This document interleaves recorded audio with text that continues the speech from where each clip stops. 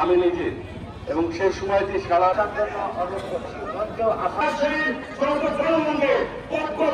অন্যতম উপদেষ্টা 16 মে এই দিবসটি পালন করার কথা ছিল মরণ মাস সারা পেয়েছে এবং আমরা আরো জানি এই উপলক্ষে সারা বাংলাদেশে জাতীয়ভাবে এই দিবস উদযাপন আমাদের প্রাণপ্রিয় দেশনেত্রী বেগম খালেদা জিয়া তিনি ডাক্তারি কণ্ঠে জাতিসংঘে বলেছিলেন যে আমার ন্যায্য হিসাব ফারাক্কাকে আমরা ফারাক্কার পানি দিতে হবে, এই বাঁধ উড়িয়ে দিতে হবে, আমাদের ন্যায্য প্রতিষ্ঠা দিতে হবে।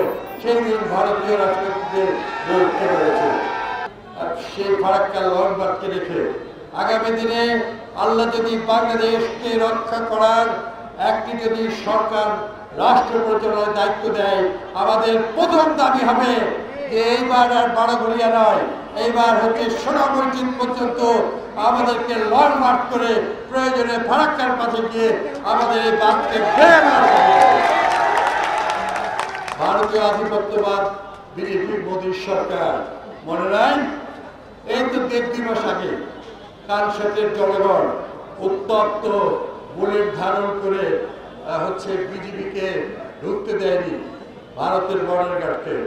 তারা নিজেই আমাদের বিজেপি ভাইদেরকে নিয়ে তারা নিজের মাতৃভূমির প্রথম অংশ রক্ষা করেছে। আমাদের ভাইরা যদি পারে, গোটা বাংলাদেশের মানুষ আমরাও ইনশাল্লাহ পারবই পারবো।